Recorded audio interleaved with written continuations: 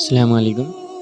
میرا سوال یہ ہے کہ رفع دین کرنا ہے نماز میں، تو کچھ لوگ یہ بولتے ہیں کہ نہیں بھی کرے تو چلتا ہے، یا پھر زیادہ تر لوگ بنا رفع دین کے نماز پڑھتے ہیں، یا پھر چاروں امام میں سے کسی ایک کو فالو کرے تو چلتا، تو اس کا کیا مسئلہ؟ بھائی نے سوال کیا رفع دین کرنا کیا نماز میں ضروری ہے یا نہیں. بہت سے لوگ رفع دین نہیں کرتے، کچھ لوگ کرتے بھی ہیں، تو اس کا کیا معاملہ ہے، اور چاروں امام میں سے کسی ایک کو ماننا کیا ضروری ہے. دیکھیے سب سے پہلی چیز کہ رفع دین کے تعلق سے جتنی بھی باتیں آپ کو اقوال ملیں گے ائمہ کی وغیرہ وغیرہ، سب نے اس کو سنت کے کیٹیگری میں ہی ڈالا ہے.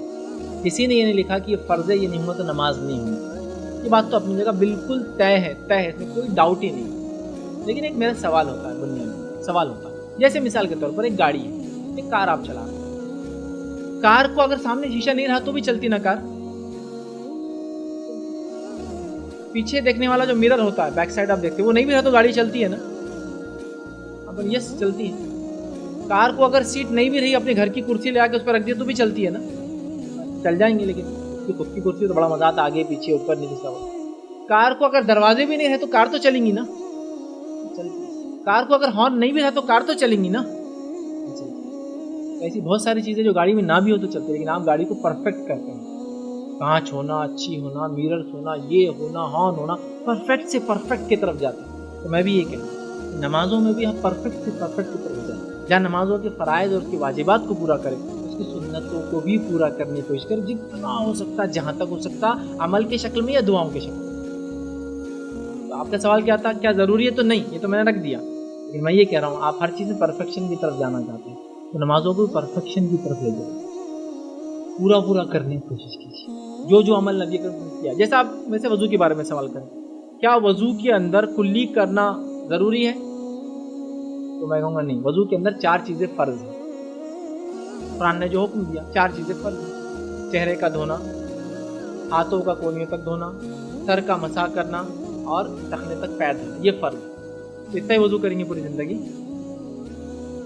ہم تو پورا طریقہ کرتے نا، پہلے 3 بار ہاتھ دھوتے، پھر کلی کرتے، ناک میں پانی لیتے 3 بار، چہرے کو دھوتے، اس کے بعد کونیوں تک ہاتھ دھوتے، پھر سر کا مسح کرتے ہیں، اس کے بعد کانوں کا مسح کرتے ہیں، اس کے بعد سیدھا پیر دھوتے، الٹا پیر دھوتا. یہ ہے نا، پرفیکٹ کی طرف جاتے ہیں. تو ویسے ہی تو آپ کا سوال کیا یہ ضروری ہے؟ تو نہیں، یہ اپنی جگہ ہوگا.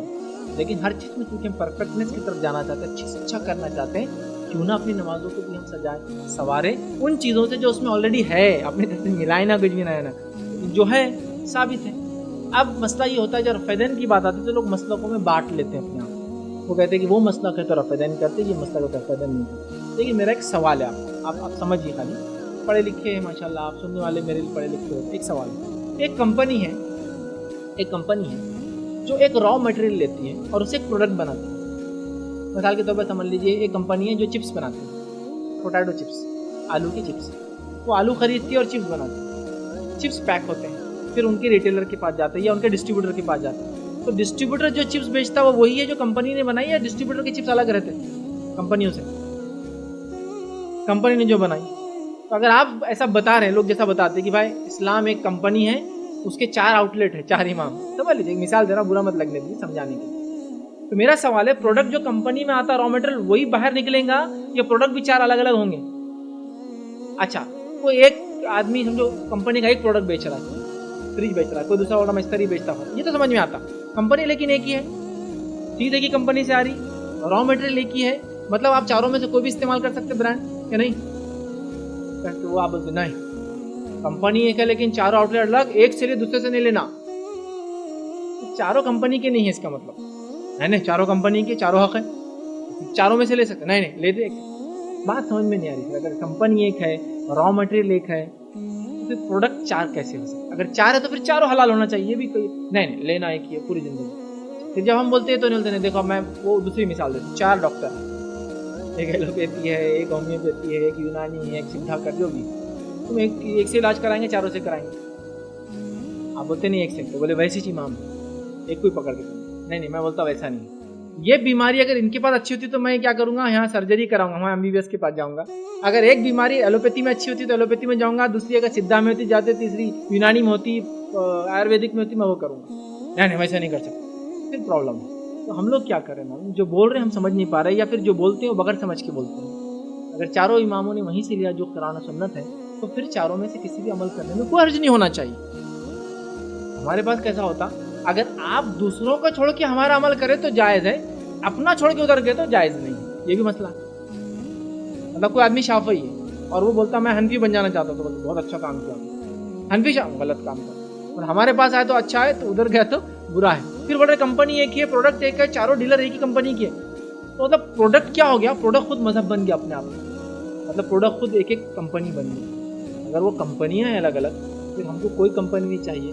قرآن و سنت جیسا صحابہ نے سمجھا وہ ایک ہی کمپنی چاہتی, باقی کوئی نہیں چاہیے. اگر یہ کمپنی ایک ہی تھی, را میٹرل ایک ہی ہے, یہ خالی 4 الگ الگ آؤٹ لیٹ ہیں, تو میں کہتا اچھا کیا امت کیا صرف 4 امام ہیں؟ یہ بھی ایک مسئلہ ہے.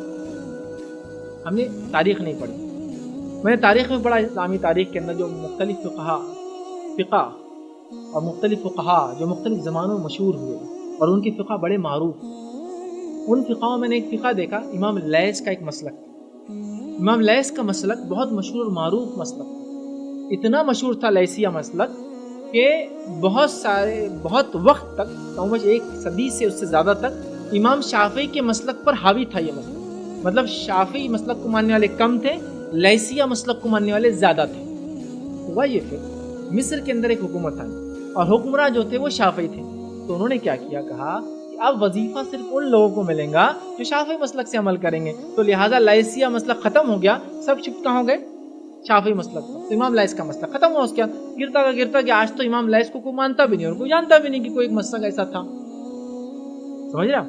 تو امام لیث کا مسلک نہیں تھا, وہ بھی ایک مسلک تھا, وہ بھی ایک سمجھ تھی, اور وہ چلا کافی زمانے میں. یہ الگ بات ہے.